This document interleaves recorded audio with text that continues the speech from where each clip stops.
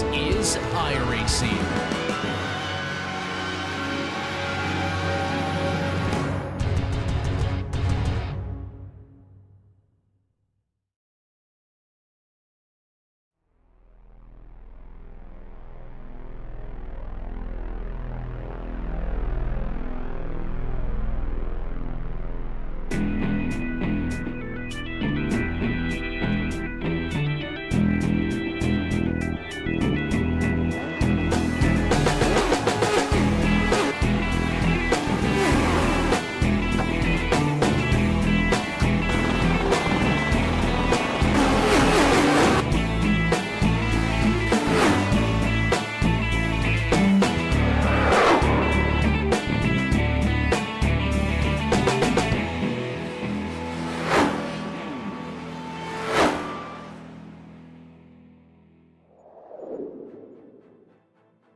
Where heroes go to say great sim racing awaits. This is a car that you cannot just muscle your way through and expect to be victorious with. This is the classics, and this might be the most popular of all the classics out there on iRacing. We head ourselves to the Michelin Raceway Road Atlanta here in Braselton, Georgia, as we get ourselves set and ready for racing action here today in your classic Lotus Grand Prix series. Let's get the Lotus 79s in action for what may be the most star-studded series that this championship has had forever. Welcome to the party and the conversation. My name's Jake Sperry. Alongside with me for today's action is Joseph Black. You've got Christian deployed in director's chair, helped out a little bit by Daniel Costello, and he's using the cameras provided by Dougie Beard. But Road Atlanta is a very temptatious mistress at the best of times. A difficult circuit bundled up as just another one of those American tracks. It's a bit more than that, and the Petit Le Mans has said many a time what makes this track so difficult. If you're here for the first time with us, here's a look at what makes this circuit so great with our GSRC track guide. Welcome to Road Atlanta, the scene of incredible sports car racing for decades and the home to the Petit Le Mans. This is a track that has proven itself to be worthy of attention on a world stage. With it being situated only an hour northeast of Atlanta, Georgia, the circuit is in a prime location. But despite its flagship race, in contrast to the real Le Mans, the full course is a measly 2.5 miles long. The club layouts also clock in at just under 2 miles. Packed within this small lap length is a series of technical and challenging corners, some of which can be race-ending even when small mistakes are made. Turn 1 is a fast sweeper which compresses the car into the track, but the high speeds mean that when you go off, you typically go off in a big way. Turn 3 is notorious for its curved entry into a blind apex. Too far inside and you face a cut course penalty. Too far outside and you're likely to spin out. Then there's the unassuming Turn 5. The wide curbing lures you into getting greedy, but the close walls on either side gobble up cars and spit them out as a crumpled heap. With all the tricky fast turns, that's not to say that there aren't passing opportunities. The main one comes at the chicane at the bottom of the backstretch. The huge downhill drop into the turn makes outbraking yourself quite easy though, so be careful. The whole thing wraps up with the frightening final corner. With nothing but a giant wall right to the outside as cars fly through at high speed, it's not often that wrecks are small. Boasting a wide swath of series over its history, everything from NASCAR to Indy Lights and of course IMSA, the main use of the track is SCCA events and driving schools. No wonder this place is popular both in real life and here on the iRacing service. Fans will no doubt get to enjoy many more years of action at this incredible track. Well, this is a beautiful track that has seen all sorts of amazing racing through it over the years. And it is one of those circuits, Joseph, that when you get yourself around here, you understand what makes this track difficult. It is one of the toughest openings you can find to a race circuit, but one of the most rewarding laps that you can put together.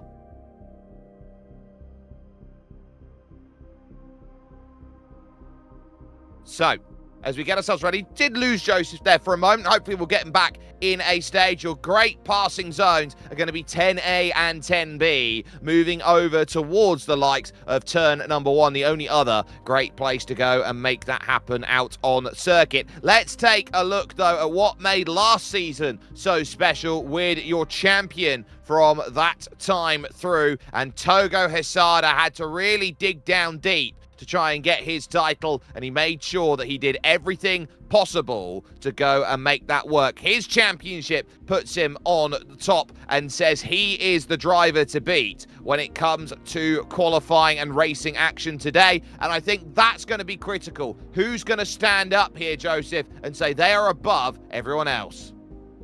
Yeah, Togo is going to be one of those drivers where he's in a great position to do so. And, well, I mean, there's going to be a lot of drivers trying to take that mantle here today at Road Atlanta. And, well, it's not necessarily the easiest circuit to establish yourself. But Togo Hesada is going to try and see if he can come out on top once again. And if he can manage that, that will be absolutely magnificent. But if you're watching this for the first time, trying to understand what is this series and how aggressive is the racing, it's 30 laps here today, which sounds like a lot on paper, but will take them just under an hour to get themselves sorted. In fact, I'd say it'll take 35 to 40 minutes worth of racing. It's open setup, so everyone can fine-tune the car a little bit to their liking, but they've got no spare car available. If they crash the car today, that's it, day done. You're not going to be able to improve on what has been found, but it is drive-through penalty at 17 incident points in sim, and disqualification that comes along at 25 incident points. So that is what sets up on the horizon. It's a muggy and foggy day here today at Brazelton, Georgia, and the Michelin Raceway Road Atlanta. The first times have already found themselves in on the board, and we'll be expecting many drivers over the course of this qualifying to say, I'm going to stand up and be on top compared to everyone else. It's currently Pauli Partanen who has control of qualifying by a 10th, and now a 10th and a half. Crossing the line over Oye Samayoa. Here's your champion right now, but there's a change again. Samayoa responds, 18 thousandths clear. Yeah, Samayoa showed good form yesterday in the Lotuses, and he's gone to a more modern Lotus, and here today he's demonstrating very strong pace, taking that pole, or provisional pole at least, by just the 1/100th of a second. And, well, that's a new leader, Henry Morse, up to the top. This is incredibly tight, a 10th separating the top three. Yeah, and so Togo Hesada now going to the top. Henry Morse in second. Oye Samayoa finds himself in third. Sixth on qualifying for Aldrius Valenteus, the gold standard on a 109.4, looking for the hat trick here with the Global SimRacing Channel. He won in the 49s. He won his category when it came to GTP in IMSA Vintage. Is looking to try and make it everything he wants and then some. Henry Morse looking like he's got something to say today as he now charges along for turn number 9. This small flick right, travelling at well over 270 kilometers an hour. Now looking for the braking zone at 279, dancing through 10A, very aggressive over the first curve, clips the second one to perfection under the Fox Factory Bridge, which is entrance to paddock, and now heading towards the line, diving through turn 12, and it's a 108.9. What a lap by Henry Morse, but here comes Aldrius. Aldrius is going to come around the final couple of corners, and is he going to be able to set a time to beat Morse? No, he's not. It's a 109.135, but what an absolutely unbelievable time that is from Henry Morse to snatch what looks like pole position away. Togo Hesada will join him on that front row in the start of his championship defensive campaign, but some incredible laps in there, a 108, absolutely unbelievable. What a fantastic lap from Henry Morse, the number 8 machine, who was so close last season to the Lotus 49 crown. He was just one position away from making that happen. He now turns his attention to the 79s and gets everything he wants and more. Let's take a look at your starting grid then. Here from the Michelin Raceway Road Atlanta, Henry Morse, a 108.933, is on pole position and finds it over the reigning champion, Togo Hisada, in second place. It is then the gold standard, Aldrius Valenteus, who will go from third, with Oye Samayoa starting in fourth. I can't remember the last time Pauli Partanen started in fifth on a grid. That's how good he is and how good this field is, with Alberto Senau in sixth position. Timothy Reed and Pepe Fuentes then are seventh and eighth, meaning that Taylor Lane will go from ninth and Gabri Martinez will make it 4 Spaniards in the top 10.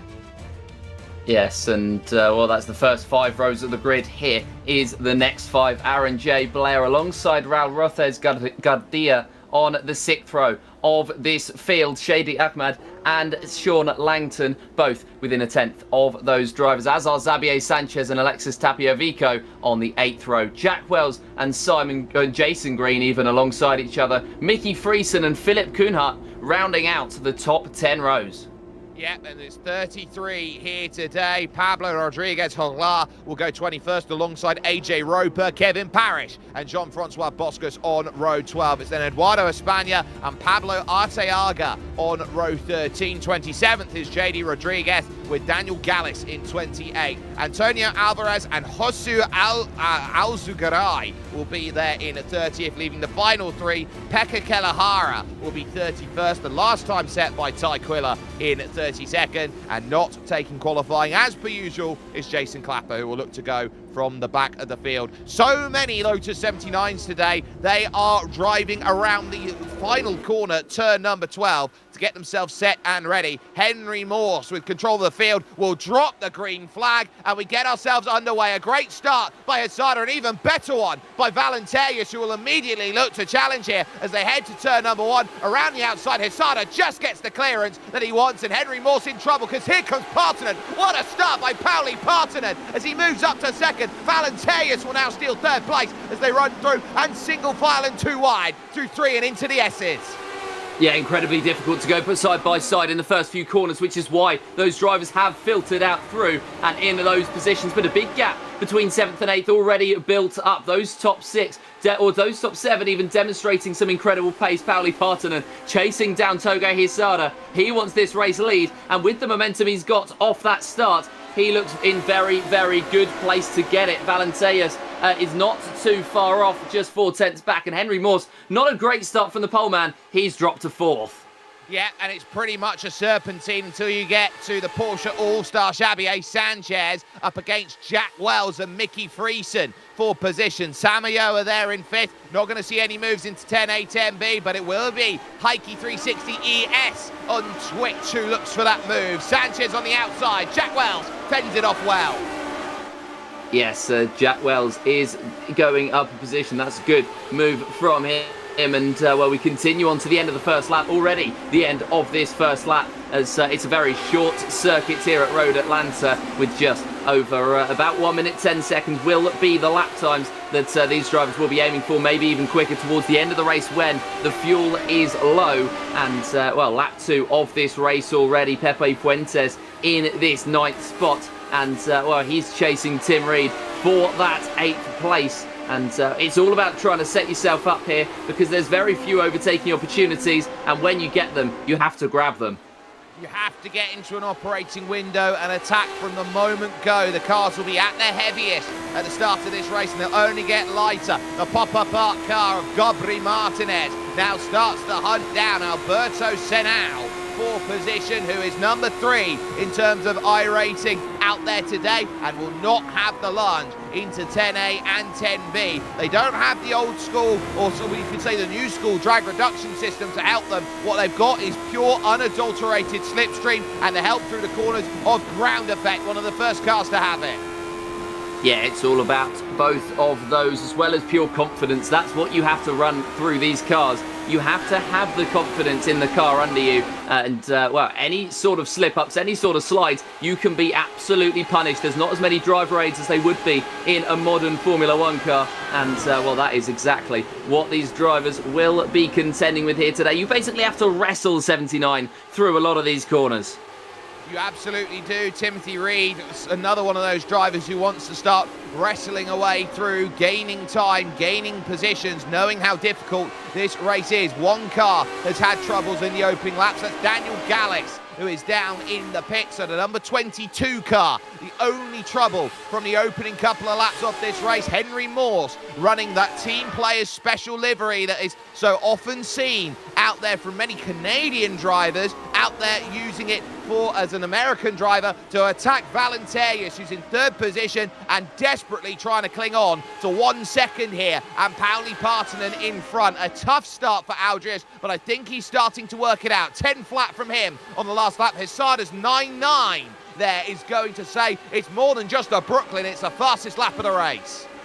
It's a very, very good lap as well from Togo Hisada right at the top of this field. And Valenteius, I think, is going to struggle to make it back to within this window just because of how quick Hisada's been. But we saw yesterday at Silverstone in the 49s, Hisada have a great start and fall off towards the end of the race. So that is what he's going to be banking on. Pauli Partanen as well drops outside of that 1 second window. So the pace from the Japanese driver in the early part of this race is very, very strong. Henry Morse now chasing down Valenteius for that third place, and he's trying to set himself up.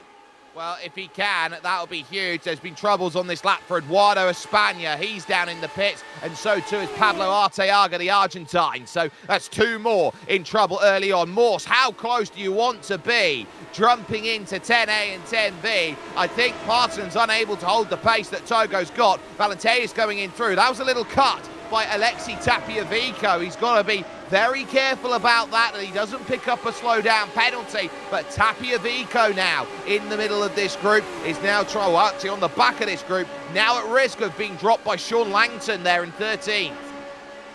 Yes, it's not great there for Vico, and he's going to try and force his way back into range and just try and, you know, create an opportunity for himself. JD Rodriguez in the beautiful Ferrari livery is trying to work his way into that 18th spot once again, and he's just flowing his way through the circuit. There's so much undulation here. It's a beautiful lap to watch off board. It certainly is, and you will see it time and again how critical it is to hold yourself steady and make sure that you run through the bumps. There is Pepe Fuentes trying to eye up a position here against Timothy Reed, but this is what you find. You hit the train and you've got to try and work. Where is the right place to strike? Where is the right place to gain momentum, to gain places? This is what happened with Pablo Arteaga on the brakes. 10A, he gets run up, and then 3 go flying up over each other, very much like 0-2 out there. Look at that, even more massive hit there for the likes of Jason Clapper, it looked like there. Yes, it's not great there for Jason Clapper, and well, it's not great for either of the drivers involved in that incident. This is more towards the mid-patch. JD Ahmed has had some fighting to do over the last few laps, and he might be setting up another fight here with Blair right ahead of him, and well, this is going to be very, very tight. Overtaking opportunities are very, very rare for them, but if you can create one, if you can force a mistake out of the driver ahead, then you can be in a world of good. And this could very, very quickly turn into a four-car fight if Ahmed does go for the move on the inside, and he does try it past Blair, but in the end, Blair just gets the exit and holds onto the position. Langton and Vico hoping that there's going to be a bit of time loss from the driver from the Democratic Republic of Congo, but no such luck so far. No, there isn't much luck, and so if you're struggling to find a pass, you need to have a bit of straight line, but everyone's going to be running high downforce, fanning out. Tapiavico watches Langton, and Ahmad chucks one down the inside of Aaron Blair. Blair will look to hold with drive off the exit. Brilliant stuff. Contact behind. Tapiavico gets in the rear of Langton, and the pair go round. Yes, that is, well, that is certainly not good, and it's a wheel off for Alexis Tapiavico. That's going to be the end of his race, realistically, unless he's going to have a really long pit time, which means he's going to be down a lot of time. And pretty much out of the competitive part of this race. Pau Gardia is on the back of Wells, and Wells is on the back of Sanchez. So, well, Wells is in a Spanish sandwich at the moment, and he's going to try and work his way out of it. But it looks like he might be under more pressure than the pressure he's putting on Sanchez himself.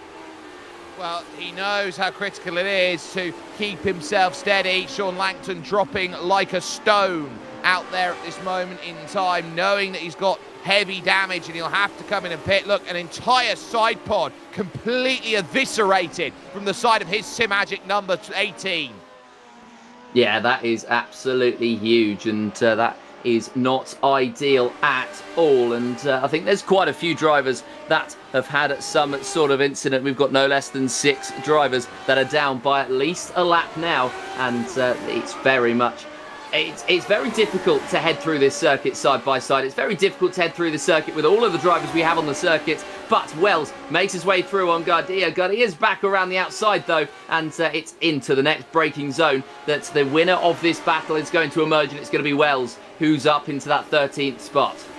Raul Rosses then trying to stay close, and it is closing back in at the front of your field. So Aldris Valenteus in, well, the top 4 right now in a great position. Morse and Valenteus closing on Parton and closing on Hisada and going to do what they can. Raul Rosses Guardia is doing a good job here in 14th, keeping this group together. Jack Wells very much the cork in the bottle as they go. Alberto Senau now staying near to Oye Zamayoa, the Basque Bandit. Change it, it says. Come on, one more gear. You need that, Alberto. Can't get enough of a gear to go and make that move. But with Gabriel Martinez, Timothy Reed and Pepe Fuentes on the back, it's a 5-car train looking to hunt down the leaders. It is, and Senau is looking quicker than Zamaloa at the moment as they cross the line to start the 9th lap. It's the inside line that beckons for the first corner. Is he going to take it? Of course he is going to lunge down the inside. The wide line then from Zamaloa to try and slingshot himself back, but actually he might come under pressure from Martinez, and he is going to come under pressure from Martinez. The 13 pulls alongside, but crucially does not pull ahead, and this opens the door for Reed, so it's a domino effect that's starting to play out. As soon as one driver goes for a move that doesn't quite work out, the rest start to pounce. Yeah, it's a case of a pack trying to work. If one shows weakness, then everybody dogpiles on top. And that's what we're seeing here. Do not offer an opportunity, because everyone else is going to be hunting, and they are going to be hunting for points and positions early on in the season. Timothy Reed is now hunting in the middle of this pack, thinking about what I do if I can attack in front, what I can do if I can attack behind. He must attack and defend at the same time. That's what we call Schrodinger's overtake. Yes, and well, it's going to be very difficult to just create the opportunity for yourself when you're trying to ward off the driver behind in the meantime. But Timothy Reed is going to try and get the run on Martinez as they head down to the first corner, but not quite close enough for the slipstream to fully kick in. He's got enough to keep him up, regardless of the straight line speed of either of those cars, but it's just not close enough to be able to gain it significantly. The closer you get, the more air is punched out of the way by the car in front, and at the moment he is not quite close enough for that opportunity. Henry Morse was close enough a couple of laps ago on Valenteas, but as it stands, he is just about outside of that range. I'd say it's about 2/10 where you could really make those gains, and he's 3 behind Valenteas, who's managed to make his way to within 1 second of Partonen. Here's the frustrating fact. Morse is at 10/10, Valenteas at 10/10, Pauli Partonen's at 10/10, because Togo Hisada is at 10/10 at the moment at the front of this field, through 10A and 10B, looking to attack up over the hill through turn 11. Henry is trying to hold himself in line, but he realises that because there's just the tiniest latch-on point of toe that Aldris can take from Pauli Partonen, there's nothing that Henry can do. He just sits, he hopes he's got a chance, and he doesn't have enough aero overspeed to go and get that sorted. He slides beautifully through turn 3 and now through 4 and down the S's to arguably here, Joseph, the toughest corner on the track, turn 5. It certainly is. It turns up to a blind apex, and that is where the difficulty lies for you, as well, the walls just seem to tighten in on you, and it's very, very difficult. All 3 of these drivers, by the way, pretty much matching lap times, and that is why Morse is struggling. They all set lap times within 0.07 of a second of each other, whereas Togo Hisada was able to go 0.3 quicker and extend his advantage at the top. This fight continues to brew. Senau ahead of Zamaloa, ahead of Martinez, ahead of Reed, and ahead of Fuentes as well. So there's all 5 of them all vying for position. Gabri Martinez looking up for a way by the Basque bandit there, Oye Samayoa, who is holding himself so well at this point in time. Takes a huge amount of curb off the exit of 10B to go on to lap 12 here out of 30. And it is starting to look like here with this group that something is due to snap. Gabri Martinez is not going to sit by forever. And look how busy it gets between Xavier Sanchez and Raul Roses as now they run to turn 1. Sanchez commands the inside. Now here comes JD Rodriguez. Is it 2 through up to turn 3? You bet it is through at 3. Yes, what a move that is. And that is where we talk about the latching onto the opportunities. And that is going to be Gardia dropping it down a couple of positions. And he's going to want to build that momentum up again. But when he gets an exit out of a corner like that, it's not necessarily going to be ideal. You want to be throwing yourself with as much momentum as possible onto that curbing, not having to put the throttle down there because it can unsettle the car, and that will lead to a whole world of problems for you. And at the moment, he is just trying to recover himself, not doing too badly out of that one, and still managing to be 7/10 behind. There's a late lunge on Pepe Fuentes, but it's not going to be the move made just yet. Lane sits behind, or it's actually going to be Fuentes on Reed, and the move continues down towards the final corner, and it's going to continue down to the main straight. There's a little bit of dust kicked up, but it's going to be Fuentes who makes it stick on Reed.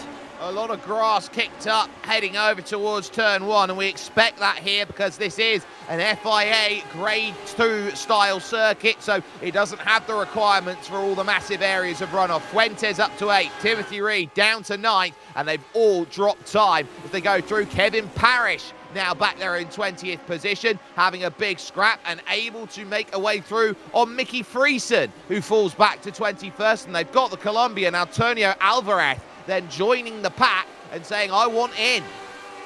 Yes, he certainly does, and he's not too far off either. 4/10 as they cross the last timing split, and it looks like it's just getting closer and closer for him on the back of Mickey Friesen. And is this going to be the opportunity? Where is he going to sense his chance to make his way through in that beautiful Renault Elf livery? Is he able to set himself up out of the corner? He does try to have a look at least at pulling alongside, but for the moment it's going to be Mickey Friesen who holds on to the position, but they follow through so close together. It's the fastest lap of the race for Valenteus in the meantime as Alvarez pulls alongside, and down to the final corner it is going to be the move made.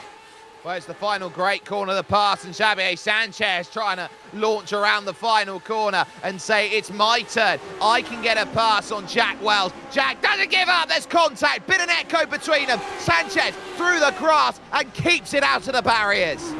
Yes, very, very, very good racecraft for the number 7 right there. But Jack Wells has stopped and he's been hit. Somebody has managed to go slightly off the circuit and hit Jack Wells and surely retire the 2. Xavier Sanchez finds himself in pit lane, and for both of those drivers, it's certainly not ideal. Oh, it was JD Rodriguez who got caught. They were side by side. There was so much overspeed from JD Rodriguez. It was a clash of tyres between them. So Jack Wells, so here's the first bit of contact, bang. There goes Xavier Sanchez. JD Rodriguez takes the run, and he's wide through turn 2, and there's 2 big pieces of contact, and look at that. It's a carbon, well, I would say it's not carbon fibre in that stage, but it is an aluminium and magnesium shower over at turn 3.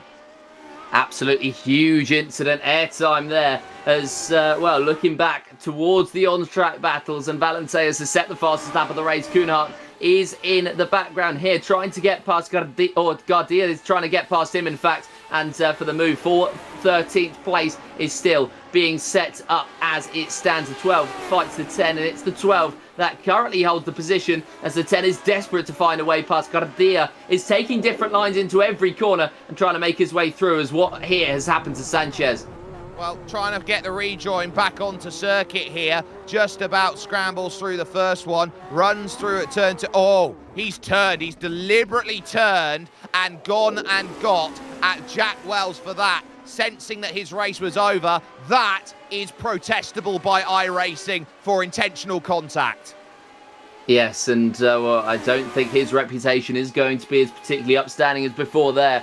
As that is certainly far from an ideal incident as, well, looking further back at the leaders. And Valenteus has gained on the last lap on Pauli Partanen, and he finds himself just a 6/10 back now. He's set the fastest lap twice in a row now, taking it off himself last time around. And, well, he closes in on Partanen for the time being, as it's been neutralised between Partanen and the man at the top, Hisada, and it's it's staying around 1.2, 1.3 seconds. Well, every time it goes up, it closes again. I think Hisada's really good in the medium speed corners. In the tight and twisty, it's Pauli Partanen on a straight line. It's Aldrius Valenteus. I think it's three different setups that give three different looks around here. There is the Japanese sensation leading at the front of this field, a driver who, lest we forget, it is not Sunday evening for him at the moment, or even Sunday afternoon. It is Monday morning in the wee hours for Togo Hisada. That's the level of dedication he goes to. Well, it's just the opportunity. He's a little bit ahead of time. He's seen the pace of the other drivers, and that's exactly what he's done. Of course, I'm joking. I understand time zones, but Togo Hisada here is flying far ahead of everybody else at the moment, and he's very much controlling the pace as we're over halfway mark. But Valenteus with another fastest lap, and that is going to really apply the pressure on Partanen, who himself is getting a move on and did get a couple of tenths out of Hisada on that previous lap time. Hisada set a 109, set a 109.4 closing in, but this is... Yeah, so he's definitely able to close in there. Apologies there, ladies and gentlemen. Looks like a little bit of a mic issue out there, but Samioa is certainly trying to charge and find himself a chance to move on up. Timothy Reed is close then in that next position, but Samioa 3 places dropped over the course of that lap, and the reason why is he grabbed the grass through turn 1, had to hold the slide, ran out wide, and was able to keep it out of the barriers. Partanen under pressure now. Valenteus is looking to try and find a way through. He has been bottled up and stymied for the first half of this race, as we now will tick towards 13 laps to go here from the Michelin Raceway Road, Atlanta, and Partanen for the first time has direct pressure. He certainly does, and well, Valenteus is just getting closer and closer over the last few laps. He's just now the 4 tenths back, and it jumps down all the way to 2 tenths within some of the corners, and it's very fascinating to see the different setups of both of these different cars. Yeah, and those different settings, I think, are proving to be really intense as far as they go, and how they set this up and how they unlock it, because it's 1.1, 1.2 as they hit the braking zone. And Togo Hisada, the moment he gets any sort of giveaway, Pauli Partanen can just eat a tiny bit into that gap, and that's what Pauli needs at this point in time. He knows that Aldrius is lightning fast, is going for the Triple Crown this week and take 3 race wins with us on the Global SimRacing Channel. No driver has sat and been able to do that except for the gold standard 9,000 iRating and 1 that he has out there. But Pauli Partanen knows his only way of winning is catching Togo Hisada, and it's also the only way he keeps Aldrius at bay. Yes, it is at the moment, and well, it's all the pressure that he's having to apply on the back of Pauli Partanen at the moment is, well, it's being soaked up. That is certainly what it feels like. It feels as though he is applying the pressure, but it is, at the moment, paying off for Partanen as, well, Valenteus is pushing and pushing and pushing. Is he going to push maybe just a little bit too far over the line? Well, I think he did there, and that was all going through turn 1, where he just wasn't able to hold the same level of speed, and that gap comes back out to 7/8 tenths of a second. He gets hit by a wall of dirty air, and Pauli Partanen starts to eat back in, and he might have been staying back there at 1.1, 1.2 there, just to keep the tire temperatures down. The group here, Aldrius has completely discarded Henry Morse over the last 6 laps. He certainly has. This is a very, very big gap to have built up. Partanen and Valenteus have set such good times and such consistent times, as Pepe Fuentes here is going for a move on Martinez. Once again, Spaniard fights Spaniard, and they will continue down to the next braking zone. Who is able to hold their nerve and fight through? Fuentes gets the inside line, but the exit for Martinez is enough to keep him ahead. Gabri, absolutely wonderful on defence, but Pepe's not giving this one up. He'll get the launch to turn one. It's half covered on the inside, as late can be for that. So Fuentes has to think cleverly about where he wants to set this one up. Try and get a big run through turn 3 and maybe descending down the hill. There might be a chance when you get back there once again. So Fuentes, a little bit, I would say, unlucky to not get that pass, but will need to do so quickly before Reed and Samayoa start bringing themselves back to the fray. Yes, and well, they're very, very quick, those two drivers, and they've shown that pace over the last few. Zamaloa dipping down into the 109.6s in the previous lap. And so there is still the opportunity for some of these drivers to pick up places with 11 to go. Even if they're a little bit further back, they can take that opportunity. Senau is one of those drivers who's managed to catch Henry Morse. Morse's pace over the last few laps has not been the pace from earlier on. And I think, yeah, there was a mistake at some point which allowed Senau back into the fight. It was turn 6 and 7. It's very seldom those two corners. Henry Morse running wide through 6, which is the easier of the two, and then finding out how difficult it is. Senau looking to try and jump up through turn 1 to get a look at 3. Won't get there. Very close to getting there, but couldn't quite manage it. You've also got Mickey Friesen now down in the pits with damage and out of the race. So that will be along with Jack Wells. So more dramas out there on track. But Henry Morse finding out that this is a tough race of 30 laps, and only 20 of them now found before mistakes start finding their hold. Yes, and with it being such a short lap, and such a quick lap as well, there can be mistakes drawn out. And, well, across the course of 30 laps, you'd be expecting a mistake or 2, or maybe even 3. And Senau is hoping that Morse will be making 3 at least by the end of this race. Pauli Partonen is now on the back of Hisada, and he's just the 5/10 back. And, well, it feels like Valenteus' pace over the last few laps has kicked Partonen up the backside and has pushed him closer to Hisada. Well, looking at the lap times here, Hisada, that last time, a 109.6, a 9.5 from Pauli Parton. Valenteus, a 9.62. So he will certainly be looking around and saying, okay, well, I'm doing the same pace as the leader, but that gap's still extending out to 1.1 seconds. There's not much I can do. Pauli's just decided, I'm going to start using the tyres now. And look at him coming through turn number 5. He's up to a 10. Aldrius in the grass. Oh, how has he kept that one out of trouble? He's clapped the wall twice, once with the rear, once with the front, and he's still able to keep it on track and going. And that was the level he was having to push. Aldrius is never pushed to this level.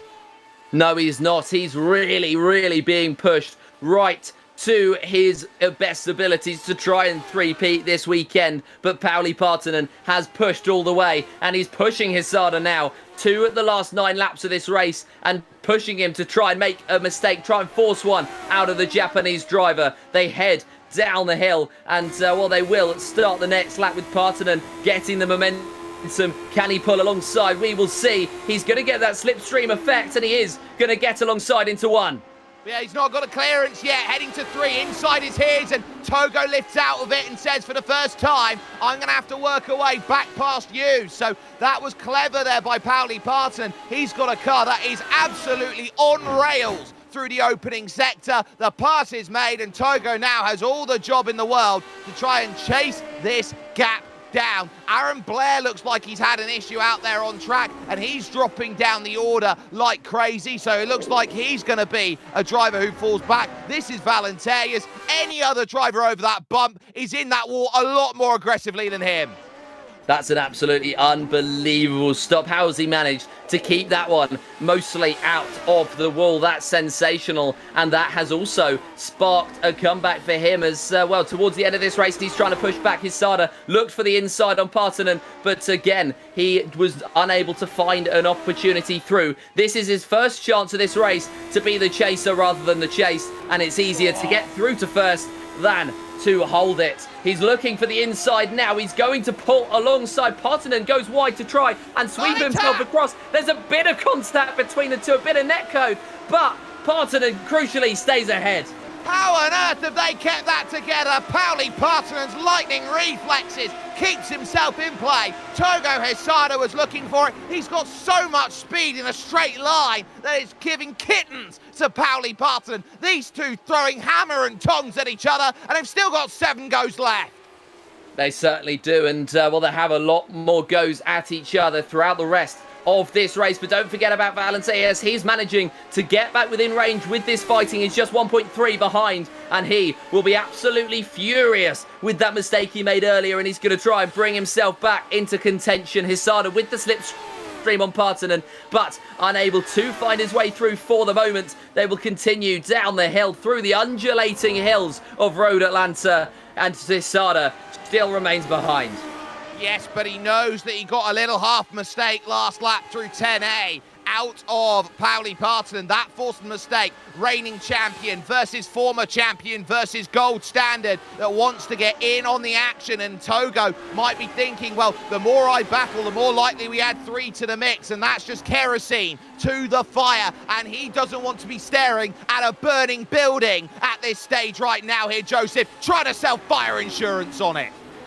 Yes, definitely so at this point, and we hope there's no actual fires out on the circuit, but this action is hotting up, and Hesada is getting as close as under a tenth behind Partonen throughout this circuit. Is he going to be able to take the opportunity? The 5 on the 2 for the race lead. It's still going to continue on. Zamaloa, though, is on the inside of Reed, and these two have been fighting potentially even harder than Partonen and Hesada. It's certainly gone on for longer, and Zamaloa remains behind for the time being, but they've still got within range. Don't forget, Zamaloa's in 9th. He's in range of 6th.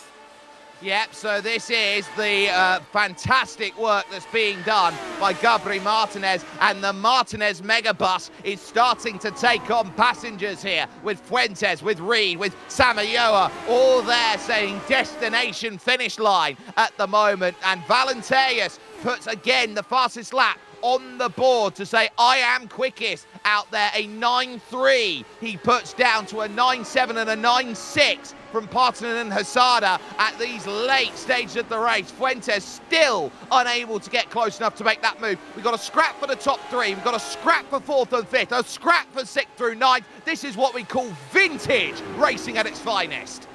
And this is the action you hope for when you tune into anything on the Global SimRacing Channel, or anything iRacing for that matter. You hope for action like this, and Timothy Reed is chasing Fuentes now. He is right on the back of the man in 7th place, and can he take his opportunity to pull alongside? He remains in behind for the time being, but that slipstream effect will be powerful, and it will be useful in terms of the last 5 laps of this race. Can he pull through? He's pulled alongside at least, and he's going to try and sweep around the outside through. It will become the inside for the next braking zone, but he's not going to take his opportunity, and well, he's going to continue to try and force a mistake. That's what you got to do in these cars.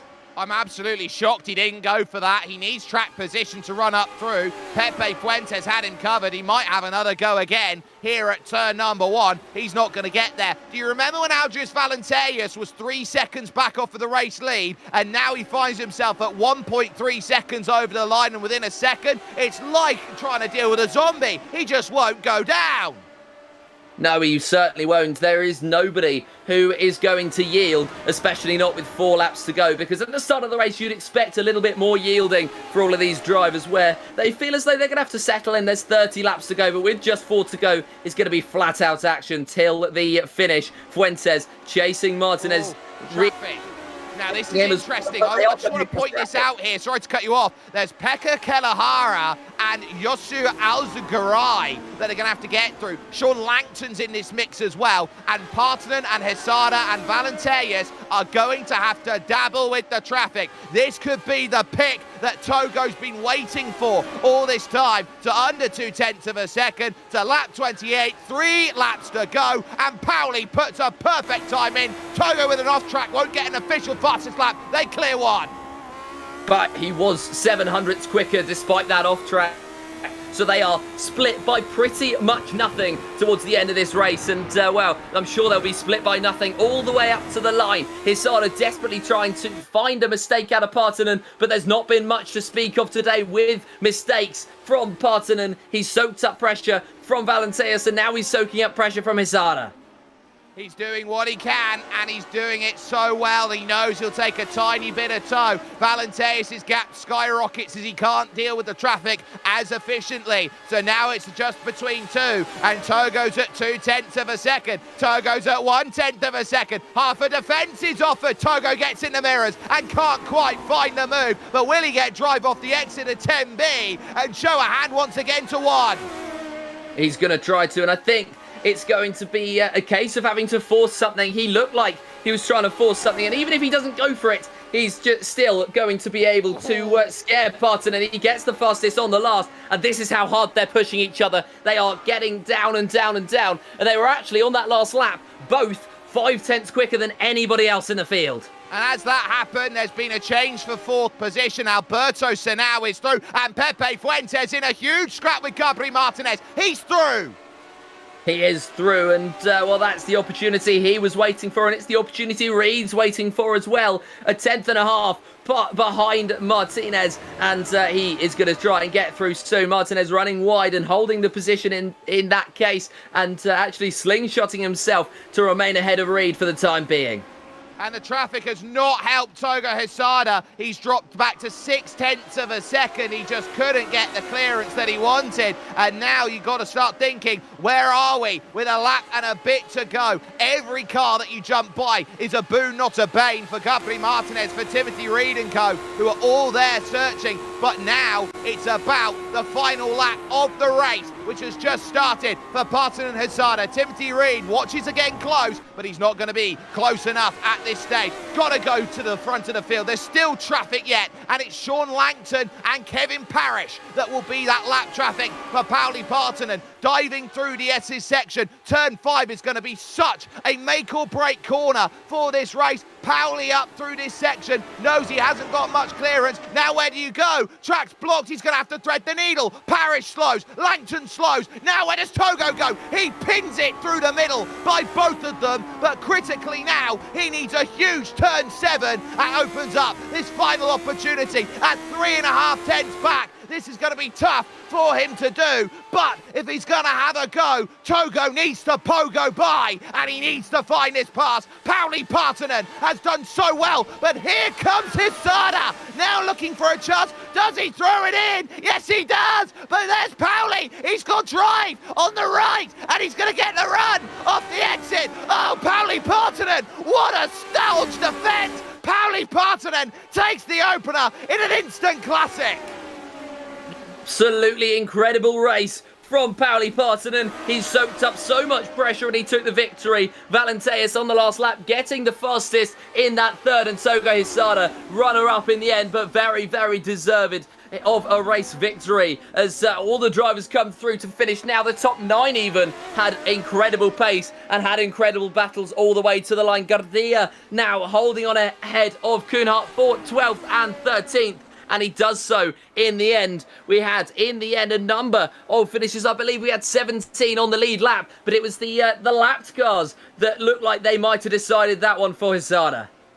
Absolutely ace. We have seen from so many drivers up and down this order. And if that is just round 1 of the championship, we might be in for one of the best sim racing championships of all time out there for the course of this season. Confirmation of result then is going to scroll upon on your screen. 35 minutes exactly it took for Pauli Partonen to pick up the win. Did so by 1/10 of a second, or 1/10.5 if you want to be pedantic, over Togo Hesada, the reigning champion. Algiers Valenteus 2 places short of the, simply put, perfect race, the Triple Crown. He'll get 3rd with Alberto Senao in 4th, ahead of Henry Morse in 5th place. Pepe Fuentes would finish 6th, ahead of Gabri Martinez, getting that move done late, with Timothy Reed in 8th, and Oye Samayoa, the Basque Bandit, not the day he would have required after qualifying the car in 4th, but still gets a 9th place finish. Your top 10 rounded out with a quiet drive from Taylor Lane.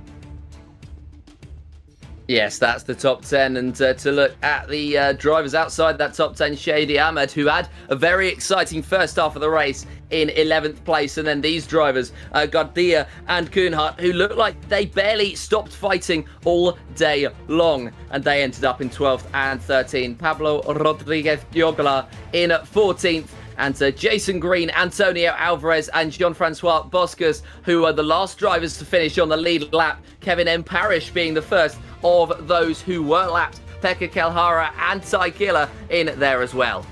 Aaron Blair would be 2 laps down, and that would be with a disconnect through the middle of the race. Was able to get back out. 4 laps down, so these are drivers laps down or retirees. AJ Roper, Sean Langton, and Hosu Alzugaray then in trouble. Daniel Gallis would also be 4 laps down after troubles in the early stages. Pablo Arteaga would be a non-finisher. So too would be Jack Wells, Mickey Friesen, and Xavier Sanchez, who in my view should be parked for a week by Nim Cross after what he tried to do against Jack Wells after the incident. JD Rodriguez would be in 30th position at 17 laps adrift. And then the 3 other retirees, Alexi Tapiavico, Jason Clapper, and Eduardo Espana, finding those troubles from 25th on the grid overall. So a wonderful day of racing, but they say something about Pauli Partanen. He say we could call him the postman because it seems that he always delivers. He's with us right now, here to chat with us. And Pauli, that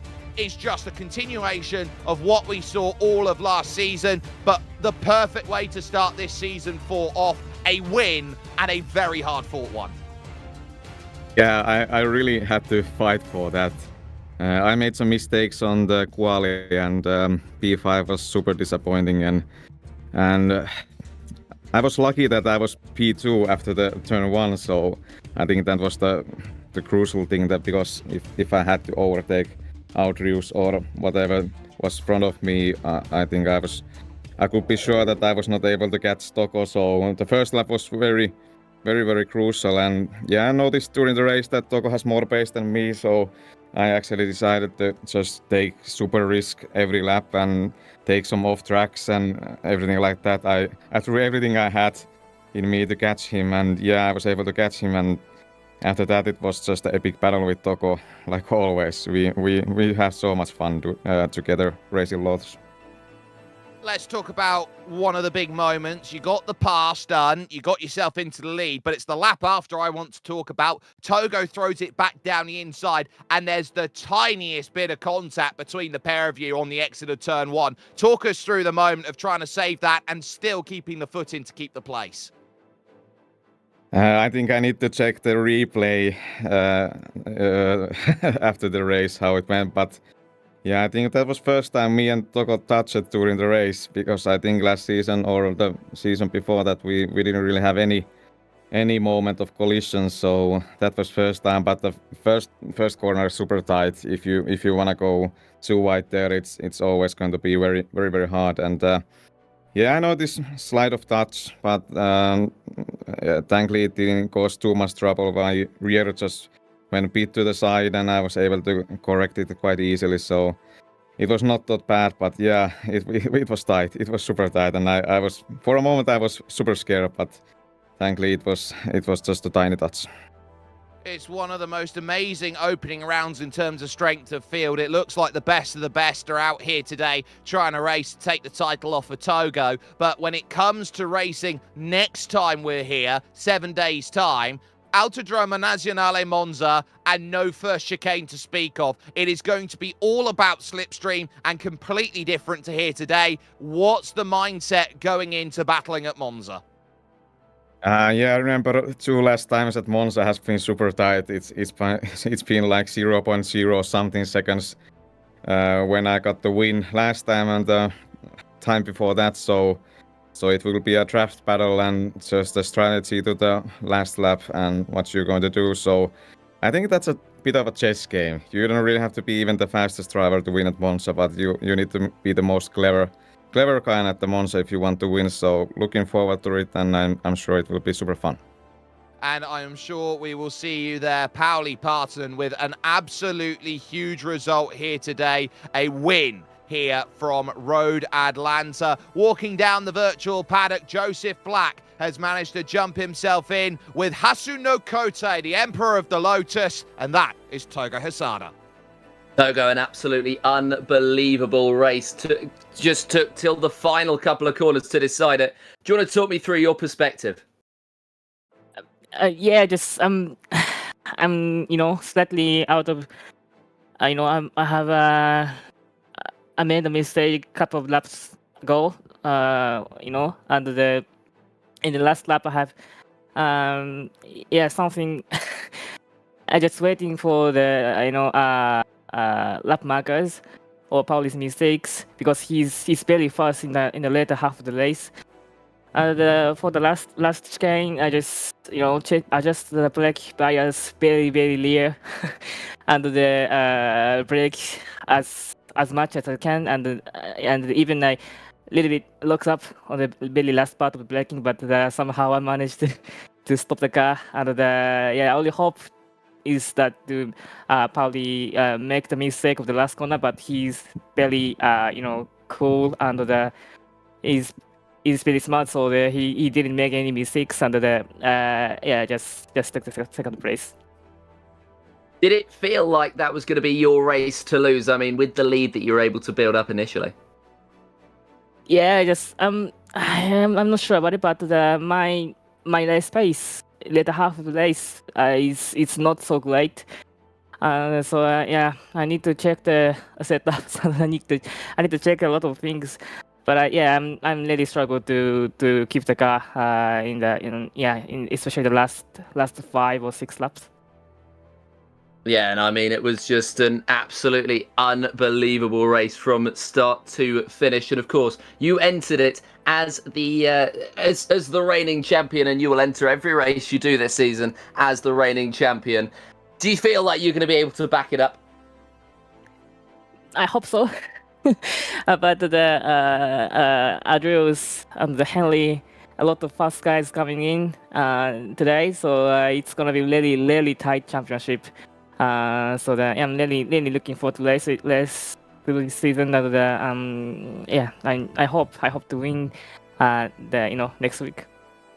Yeah, next week is Monza, of course. No chicane either. How are you looking forward to that one? Of course, it's going to be all about that slipstream. Yeah, just it's just chess game. It's just super speedways in NASCAR. So at first the find a rhythm with slipstream, and just load the dice, but the braking is really important for the Monza, of course, the chicanes and the last parabolica. So and braking and the setup is really important. I think so. But it's gonna be a really eventful race. Yeah, hopefully so. Hopefully it's going to be on the same level of today or something along those lines. Thank you very much for joining us today. And, congratulations on your P2, even if it could have been a little bit more. Thank you. Well, you really do get a sense of how tough of a championship this will prove to be as far as the seasons go. And next time out, we are going to be in for an absolute treat when it comes to this here on the Global SimRacing Channel as part of a Genesis Extreme production. This will be Monza without that first chicane. So when it comes from getting out of the Parabolica, it's a long run through to the Biasino and over towards the Della Roggia chicane. Catch that in 7 days' time with us. Same time, same place. 4:30 p.m. UTC, 12:30 Eastern will be when we'll be jumping on with that. On top of that, I want to give a massive thanks to the team who's brought this show over to you today. From Christian, from Daniel, from Dougie, and from Joseph Black. My name is Jake Sperry. There is so much amazing sim racing that will be on the horizon with us at the Global Sim Racing Channel. For example, the Porsche's Owners Club is going to be into play, and they'll be tackling the Mount Panorama Bathurst, where this championship finishes its season. You've then got the Skip Barber Race Series tackling the Nordschleife in 5 days' time out there at the moment. On top of that, you got Sim Racing Republic that will be jumping on in to the Autodromo Internacional de Algarve for some endurance running next week. And then on top of that, Grand Prix legends are going to be attacking this Saturday at the full course of VIR, the Virginia International Raceway. You can catch all of that. Mark it down in your calendars if you haven't already. But championships start with us on a Sunday. And when it's a case of who is going to stand head and shoulders above, say that they are the best they can possibly be, to say, I am going to get this result come hell or high water. It's a case of two of the very best in the world saying we will go toe-to-toe for it. It's a case to be said. Togo Hisada was great today, but Pauli Partanen delivered just a bit better.